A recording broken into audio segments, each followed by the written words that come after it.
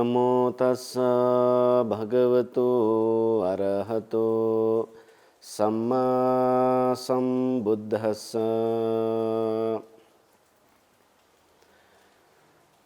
चेतनाहं भिक्खवे कम्मं वदामि चेतयित्वा कम्मं करोति कायेन वाचा मनसा।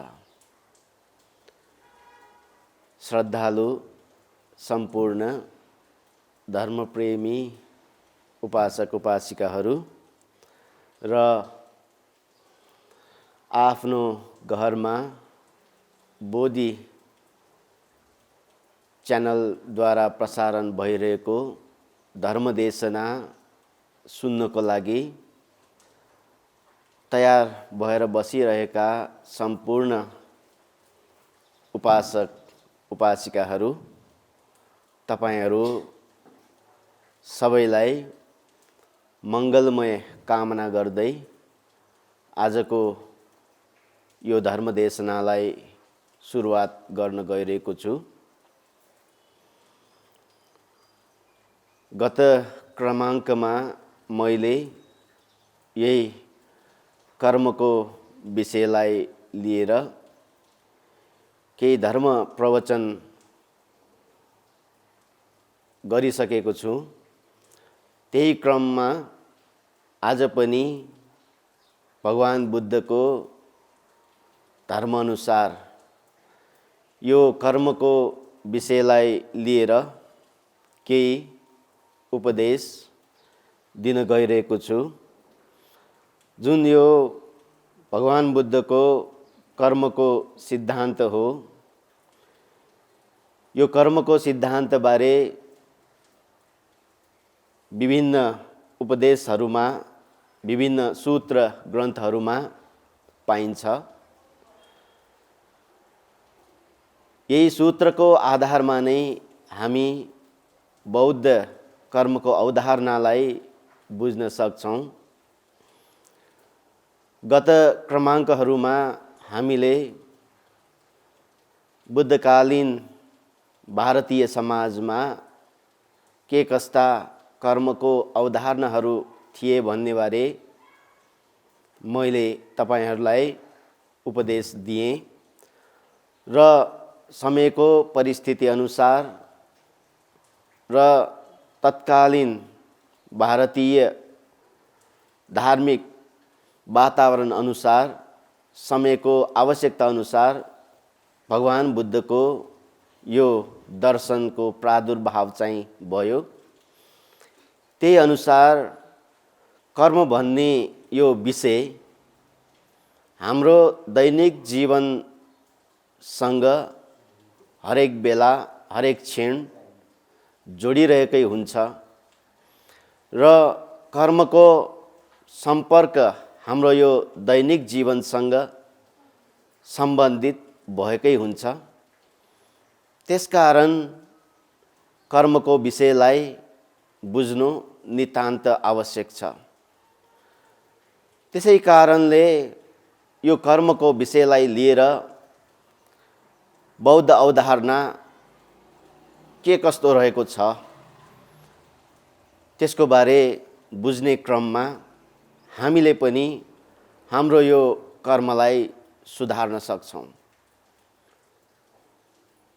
मैले सर्वप्रथम एउटा गाथा वाचन गरेँ, जुन गाथा मध्यम निकाय अन्तर्गत चुल्लकम्म विभङ्ग सूत्रमा पनि उल्लेख छ र अंगुत्तर निकायको निवेदिक पर्याय सूत्रमा पनि यो गाथा चाहिँ उल्लेख छ। यो कर्मको विषयलाई लिएर बौद्ध अवधारणालाई बुझ्नको लागि अति नै महत्त्वपूर्ण सूत्रको रूपमा लिन सक्छौँ।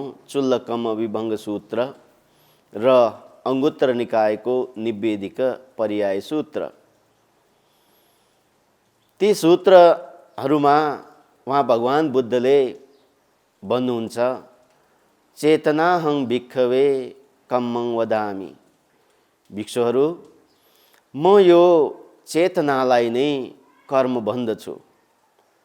चेतयित्वा कम्मं करोति कायेन वाचा मनसा।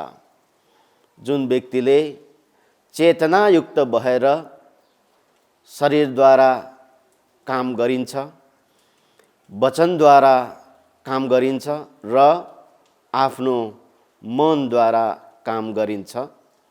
शरीर, वचन, मन भन्ने यसलाई तीनवटा द्वार भनेर भनिन्छ। यो तीनवटा द्वारबाट गरिने कामलाई नै कर्म भनेर भनिन्छ। हामीले याद गर्नुपर्छ, शरीर, वचन, मनबाट कर्म गर्दैमा त्यो चाहिँ कर्मको रूपमा परिणत हुँदैन। वहाँ भगवान बुद्धले एउटा शब्द प्रयोग गर्नुभएको छ, चेतयित्वा कम्मं करोति। चेतयित्वा भनेको चेतना सहित र आफूले सोचेर, आफूले विचार गरेर जानी जानी कुनै एउटा कार्य यो शरीरबाट गर्छ भने त्यो कार्यलाई, त्यो कामलाई कर्म भनिन्छ। आफूले जानेर, बुझेर, सोचेर, वचनबाट केही काम गर्छ भने त्यो कामलाई कर्म भनिन्छ। र आफूले जुन किसिमको मनस्थिति, सङ्कल्पना आफ्नो मनभित्र राख्छ, त्यो सङ्कल्पना, त्यसलाई कर्म भनेर भनिन्छ। त्यसकारण कर्मलाई हामी कसरी परिभाषित गर्न सक्छौँ त भन्दाखेरि, चेतनायुक्त भएर तीनवटा द्वारबाट गरिने जुन किसिमको कार्य छ त्यसलाई चाहिँ कर्म भनेर चाहिँ भनिन्छ। त्यो अनुसार यो चेतना भनेको वास्तवमा के हो त? हामी कुनै पनि कार्य एकैचोटि हामी गर्दैनौँ। लाग्छ हामीले चाहिँ यो कार्य, कुनै पनि कार्य तुरुन्तै क्षणिक रूपमा शरीर, वचन, मनबाट गरिरहेको भन्ने लाग्छ हामीलाई। तर चाहिँ हामीलाई तुरुन्तै हामीले यो शरीर, वचन, मनबाट यो कार्य गरिरहेको भने पनि त्यो तुरुन्तै हुने कार्य चाहिँ होइन। किन भन्दाखेरि चाहे शरीरबाट होस्, चाहे वचनबाट होस्, चाहे मनबाट होस्, कुनै एउटा कार्य गर्नको लागि हामीलाई एउटा आदेश चाहिन्छ। यो आदेश कहाँबाट पाउँछ त हामीले? यो आदेश कसले दिन्छ त? यो आदेश भनेको हाम्रो यो विज्ञान या हाम्रो यो मन भन्छौँ हामी, त्यो मनले हामीलाई आदेश दिएपछि मात्र बल्ल हामी शरीर, वचन र मनबाट कुनै पनि कार्य गर्छौँ। यो मनबाट आदेश नपाइकन हामी त्यस्तो कुनै पनि कार्य चाहिँ गर्न सक्दैनौँ। जस्तै अहिले हामी हेर्दै जाने क्रममा एउटा रोग छ। तपाईहरू सबैले त्यो रोगको बारे सुनेको पनि होला। जुन त्यो रोगलाई हामी पार्किन्सन भन्ने रोग भन्छौँ। त्यो पार्किन्सन भन्ने त्यो रोगको स्वभाव कस्तो छ त भन्दाखेरि, कुनै पनि व्यक्तिले आफूले सोचेर केही पनि काम गर्न नसक्ने, न शरीरबाट आफूले सोचेर केही काम गर्न सक्छ, न वचनबाट न मनबाट केही काम गर्न सकिन्छ। यो भनेको के हो त भन्दाखेरि, मनले आदेश दिँदैन हामीलाई। अब हामी कहीँ बाहिर जानु पर्यो भने जुत्ता लगाऊ भनेर हामीलाई एउटा मनले आदेश दिनुपर्छ। ल तिमी बाहिर जान लागेको हो, जुत्ता लगाऊ। जुन यो आदेश दिएपछि मात्र हामी जुत्ता लगाउँछौँ। अब भोक लाग्यो, खाना खानु पर्यो।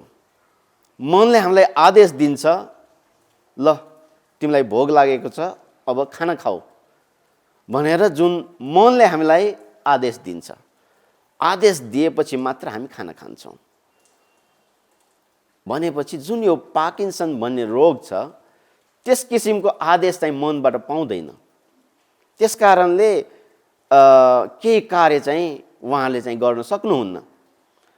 मैले यो कुरा यहाँ राख्न खोजेको किन भन्दाखेरि चेतना भनेकै वास्तवमा एउटा मनलाई दिने एउटा प्रेरणा हो। मनलाई अग्रसर हुनको लागि, कुनै एउटा कार्य गर्नको लागि, अग्रसर हुनको लागि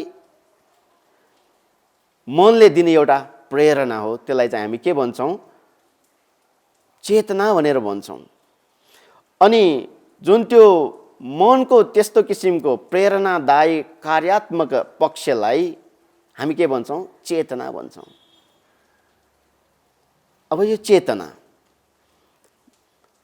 अब चेतना सहित गरिने कुनै पनि कार्यलाई मात्र हामी के भन्छौँ? कर्म भनेर भन्छौँ। भगवान बुद्धले वास्तवमा कर्म भनेकै के हो त? यही चेतनालाई नै भगवान बुद्धले कर्म भन्नुभएको हो। अब यो विषयलाई बुझ्दै जाने क्रममा यो चेतना भनेको कसरी कर्म हुन्छ त? भगवान बुद्धले यो चेतना नै कर्म हो भनेर जुन भगवान बुद्धले हामीलाई भन्नुहुन्छ, त्यसको बारे उपदेशहरू त्रिपिटकमा धेरै नै पाइन्छ। धम्मपदको सर्वप्रथम दुईवटा गाथा छन्, दुईवटा गाथाहरू छन्। त्यसमा चाहिँ उहाँ भगवान बुद्धले के भन्नुहुन्छ? मनसा चे पदुत्थेन भासति वा करोति वा ततो नङ दुःख मन्वेति चक्कङ्गो वाहतो पदं। र अर्को गाथा के हो त? मनसा चे पसन्नेन भासति वा करोति वा ततो नङ सुख मन्वेति छाया व अनपाइनी। उहाँ भगवान बुद्धले भन्नुहुन्छ, यो मनलाई, यो हाम्रो यो चित्तलाई पदुत्थेन प्रदूषण गरेर, त्यो भन्नेको अर्थ मनमा नराम्रो सङ्कल्पना राखेर, मनमा एउटा नराम्रो विचार राखेर भासति वा करोति वा कुनै एउटा कार्य गर्छ वा केही शब्द बोल्छ भने, यहाँ भगवान बुद्धले यो चेतना नै कर्म भन्ने जुन उहाँको अवधारणा छ, त्यसलाई पुष्टि गर्नको लागि अझ पनि उहाँले चाहिँ धम्मपदमा भन्नुहुन्छ, मनमा नराम्रो विचार राखेर केही कार्य गर्छ वा केही कुरा बोल्छ भने ततो नङ दुःख मन्वेति, त्यसको विपाक स्वरूप हामीले के भोग्नुपर्ने हुन्छ त? दुःख भोग्नुपर्ने हुन्छ। त्यो दुःखको विपाक हामी पछि लाग्दै आउँछ, गोरु पछि लाग्दै आउने पाङ्ग्रा जस्तो। अब अर्को गाथाबाट उहाँ भगवान बुद्धले के भन्नुहुन्छ? मनसा चे पसन्नेन भासति वा करोति वा, यो मनलाई प्रसन्न राखेर, मन खुसी भएर भासति वा करोति वा केही राम्रो शब्द बोलेको खण्डमा, केही राम्रो कार्य गरेको खण्डमा ततो नङ सुख मन्वेति छाया व अनपाइनी, त्यो गरेको राम्रो कर्मको फलस्वरूप हामीले सुख भोग्न सक्छौँ। त्यो सुख भनेको हामी पछि लाग्दै आउँछ। कसरी? हाम्रो छाया जस्तै। हाम्रो यो छाया भनेको छ कि छैन पनि थाहा छैन, कहिलेकाहीँ हामी पछि लाग्दै आइरहेको हुन्छ र हाम्रो छायालाई छोडेर हामी एक्लै हिँड्न पनि सक्दैनौँ। सुख भनेको पनि हाम्रो राम्रो चेतना सहित गर्ने कामको फल भनेको पनि हामी पछि लाग्दै आउँछ रे, हाम्रो छाया जस्तै। अब यो धम्मपदको जुन यमक वग्ग अन्तर्गत गाथा दुईवटा छ, त्यसबाट उहाँ भगवान बुद्धले हामीलाई बुझाउनु खोजेकै के हो त भन्दाखेरि कुनै एउटा कार्य गर्दाखेरि मनमा राम्रो चित्त राखेर, राम्रो विचार राखेर काम गर्नु, त्यसलाई नै हामी के भन्छौँ? कर्म भन्छौँ। राम्रो चेतनासहित गरिने कामलाई नै हामी कुशल कर्म भनेर भन्छौँ। अब त्यसरी नै नराम्रो कल्पना मनमा राखेर, नराम्रो विचार गरेर शरीर वचन मनबाट गर्ने, त्यसलाई नै हामी के भन्छौँ? अकुशल कर्म भनेर भन्छौँ। यसरी कर्मलाई पनि कुशल कर्म र अकुशल कर्म भनेर भगवान बुद्धले विभाजन गरेको पाइन्छ।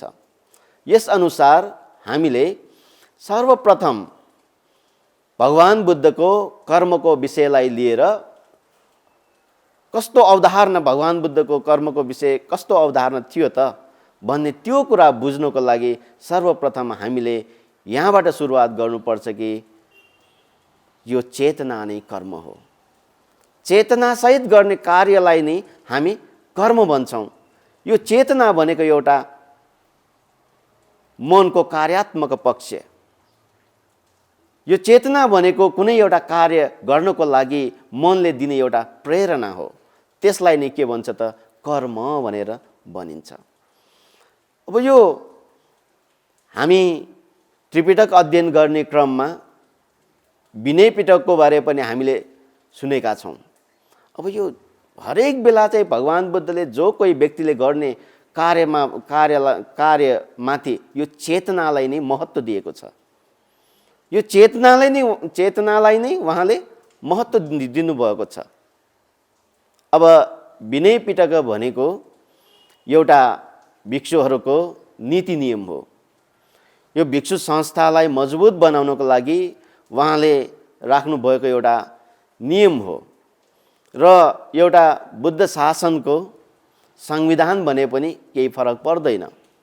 अहिले पनि भिक्षुहरूले त्यो नीति नियमलाई चाहिँ पालना गर्ने गर्छन्। अब यो विनय पिटकमा जति पनि नीति नियमहरू छन्, त्यो नीति नियमहरू लागू नहुने अवस्थाहरू पनि छ। कुनै एउटा भगवान बुद्धले नीति नियम राख्नु भएको छ भने त्यो नीति नियमहरू, त्यो विनय नियमहरू लागू नहुने अवस्थाहरू छन्। अब त्यस्तो अवस्था भनेको कस्तो त भन्दाखेरि कुनै पनि भिक्षुले केही एउटा गल्ती गर्छ, यो गल्ती हो भनेर आफूले थाहा नपाएर कुनै एउटा भिक्षुले गल्ती गर्नु पुग्यो भने त्यो चाहिँ आपत्तिजनक छैन। कुनै एउटा भिक्षुले थाहा नपाएर यो चाहिँ गर्नु हुँदैन, यो बुद्ध शासनमा यो गर्न नहुने कार्य हो भनेर थाहा नपाइकन कुनै एउटा गल्ती, सानोतिनो गल्ती गर्यो भने चाहिँ त्यो चाहिँ आपत्तिजनक हुँदैन। त्यो भगवान बुद्धको विनय पिटक अन्तर्गत नियममा छ एउटा। अनि अर्को एउटा चाहिँ के छ त भन्दाखेरि स्वाद नलिएको खण्डमा त्यहाँ पनि आपत्तिजनक हुँदैन। स्वाद लिने भने के हो? आस्वादन गर्ने। अब हामी कुनै एउटा राम्रो कार्य होस् नराम्रो कार्य होस् गर्दाखेरि स्वाद लिने भनेकै के हो? त्यसमा रमाउँछौँ हामी। यो शरीरबाट होस्, यो वचनबाट होस्, यो मनबाट होस्, गर्ने क्रममा चाहिँ हामी त्यही कार्यमाथि हामी रमाउँछौँ, खुसी भएर हामी गर्छौँ। स्वाद लिने भनेको त्यही हो, आस्वादन गर्ने भनेको त्यही हो। खाने बेला पनि आफूलाई मनपर्ने मिठो खाना पायो भने चाहिँ हामी एकदमै स्वाद लिइकन हामी खान्छौँ, आस्वादन गर्छौँ। अब कुनै आस्वादन नगर्ने कुनै कार्य चाहिँ गर्यो तर चाहिँ त्यसमा चाहिँ आस्वादन गर्दैन, त्यो कार्य आस्वादन त्यो कुशल पक्षको पनि हुनसक्छ र अकुशल पक्षको पनि हुनसक्छ। आस्वादन नगरिकन कुनै एउटा गलत कार्य गरेको खण्डमा पनि त्यो भिक्षुलाई चाहिँ आपत्ति लाग्दैन। दोस्रो कारण छ त्यहाँ। अनि तेस्रो कारणको रूपमा उहाँ भगवान बुद्धले देशना गर्नुहुन्छ, मानसिक सन्तुलन नभएको व्यक्तिले कुनै पनि गलत कार्य गरेको खण्डमा त्यो चाहिँ आपत्तिजनक हुँदैन। अब मानसिक सन्तुलन नभएको व्यक्ति भनेपछि त्यो व्यक्तिले त राम्रो नराम्रो छुट्याउन सक्दैन, किन उहाँको मानसिक सन्तुलन नै गुमिसकेको छ। त्यस्तो क्रममा त्यो व्यक्तिले यो राम्रो यो नराम्रो भन्ने त्यो थाहै हुँदैन। मानसिक रोगीले र मानसिक सन्तुलन नभएको त्यो व्यक्तिले त्यस्तो राम्रो नराम्रो छुट्याउन सक्दैन। त्यस्तो बेला मानसिक सन्तुलन गुमेको व्यक्तिले गरेको कुनै पनि सानोतिनो गल्ती छ भने चाहिँ त्यो पनि आपत्तिजनक हुँदैन। अनि फेरि उहाँ भगवान बुद्धले भन्नुहुन्छ त्यो विनय पिटकमा, विक्षिप्त मनले गरेको गलत कार्य भनेको त्यसमा चाहिँ आपत्तिजनक हुँदैन। विक्षिप्त मन भनेको एकदमै चञ्चल मन, अब त्यो पनि एउटा किसिमको मानसिक सन्तुलन नै नभएको अवस्था नै हो विक्षिप्त मन भनेको। विक्षिप्त मनले गरेको कुनै पनि सानोतिनो गल्ती छ भने चाहिँ त्यो पनि आपत्तिजनक छैन। त्यो पनि के हो त भन्दाखेरि एउटा मानसिक सन्तुलन नभएको अवस्था नै हो। अब अर्को एउटा उहाँ भगवान बुद्धले भन्नुहुन्छ, मानसिक रूपमा र कायिक रूपमा कुनै एउटा वेदनाग्रस्त भइरहेको अवस्था, त्यो भनेको बिरामी भइरहेको अवस्था। मानसिक रूपमा कायिक रूपमा कुनै प्रकारको एउटा वेदनाग्रस्त भइरहेको अवस्थामा त्यो बेला चाहिँ त्यो व्यक्तिले जे पनि भन्न सक्छ, जे पनि गर्न सक्छ। आफूलाई किन पीडा भइरहेको छ, त्यो पीडा सहन नसकेर त्यो व्यक्तिले केही बेला केही बोल्न सक्छ, केही गर्न सक्छ, केही भन्न सक्छ। त्यो बेला त्यस्तो अवस्थामा त्यस्तो व्यक्तिले गरेको गल्तीमा पनि आपत्तिजनक छैन, उहाँ भगवान बुद्धले भन्नुहुन्छ। अनि अर्को एउटा चाहिँ कुनै एउटा कार्य गलत हो भनेर थाहा नभइकन, थाहा नपाइकन सर्वप्रथम गलत त्यो कुनै एउटा गलत कार्य गर्ने व्यक्ति, सर्वप्रथम गलत कार्य गर्ने व्यक्तिलाई पनि आपत्ति लाग्दैन। यो नीति नियमहरू जति पनि भगवान बुद्धको विनय नियम अन्तर्गत नीति नियमहरू छन्, ती नीति नियमहरू आफसे आफ बनेको नीति नियम होइन। कुनै एउटा व्यक्तिले कुनै गल्ती गरेको कारणले, त्यो गल्तीको कारणले गर्दाखेरि भगवान बुद्धले यस्तो गर्नु हुँदैन भने चाहिँ नीति नियमहरू राख्नु भएको हो, विनय पिटकमा भएका सम्पूर्ण नीति नियमहरू। त्यसअनुसार गल्ती गर्ने सर्वप्रथम व्यक्ति त हुनुपर्छ नि। त्यो बेलासम्म त्यसले त्यस्तो किसिमको गल्ती नगरेसम्म चाहिँ त्यस्तो किसिमको नीति नियमहरू चाहिँ थिएन। जब त्यो सर्वप्रथम त्यो व्यक्तिले त्यस्तो किसिमको गल्ती गर्यो, यो गल्ती हो भनेर सम्झाएर भगवान बुद्धले अनि मात्र नियमहरू राख्नुहुन्छ।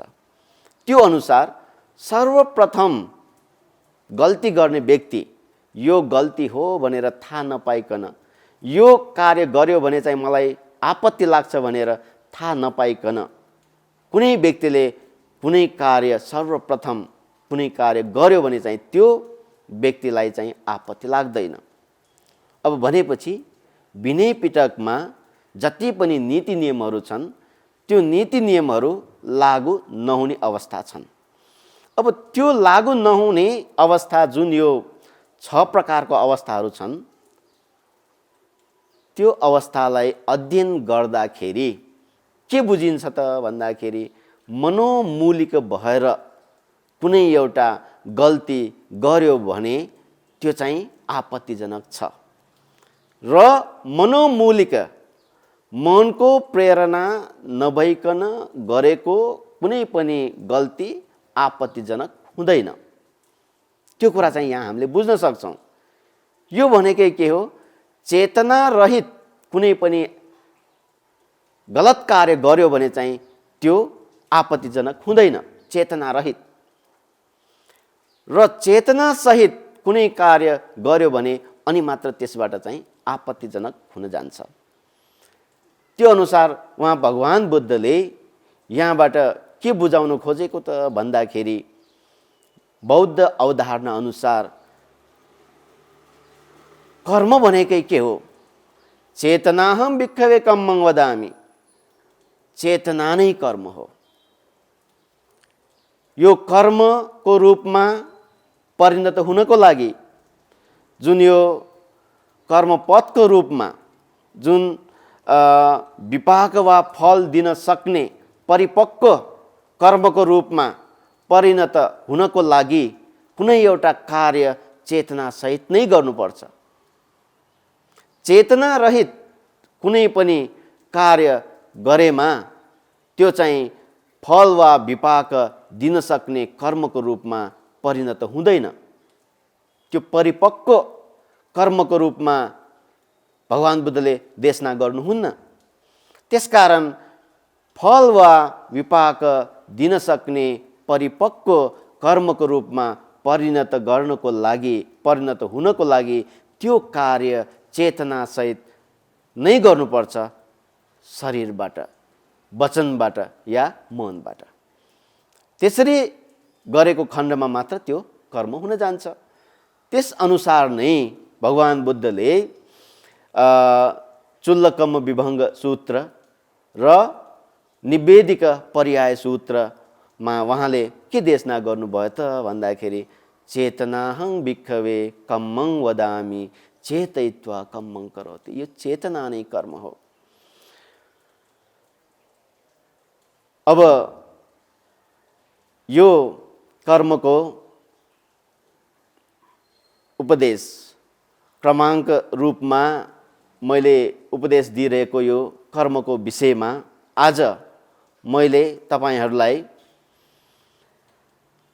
बौद्ध अवधारणा अनुसार मौलिक रूपमा कर्मलाई हामीले कसरी बुझ्ने भन्ने बारे उहाँले देशना गर्नुभए अनुसार जुन यो विभिन्न सूत्रहरूमा उल्लेख भए अनुसार, धम्मपदमा उल्लेख भए अनुसार, विनय पिटकलाई अध्ययन गर्ने क्रममा उहाँले चाहिँ जुन कर्मको रूपमा के देशना गर्नुभयो त प्रारम्भिक रूपमा कर्म भनेकै चेतना हो।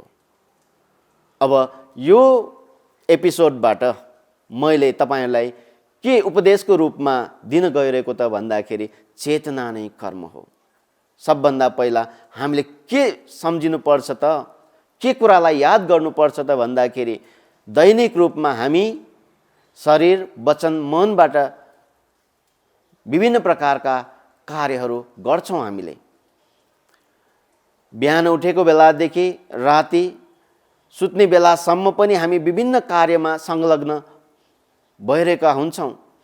अब त्यो कार्य गर्ने क्रममा चाहिँ चाहे त्यो शरीरबाट गरोस्, चाहे त्यो कार्य वचनबाट गरोस्, चाहे त्यो कार्य मनबाट गरोस्, कुनै पनि कार्य गर्दाखेरि आफ्नो चेतनालाई सफा राख्नुहोस्, आफ्नो चेतनालाई पवित्र राख्नुहोस् र आफ्नो चेतनालाई शुद्ध गर्नुहोस्। आफ्नो यो चेतनालाई पवित्र शुद्ध गरेर यो शरीरबाट काम गर्नुहोस्, वचनबाट शब्द बोल्नुहोस् र मनबाट काम गर्नुहोस्। त्यो कार्यलाई चाहिँ हामीले के भन्न सक्छौँ त भन्दाखेरि कर्म भन्न सक्छौँ। त्यसकारण आज मैले जुन यो धर्मदेशनामा तपाईहरूलाई चेतनाको बारे केही कुरा भनेको हो, तपाईहरूले पनि आफ्नो चेतनालाई शुद्ध गरेर आफ्नो कर्मलाई सुधार गर्ने प्रयास गर्नुहोस्।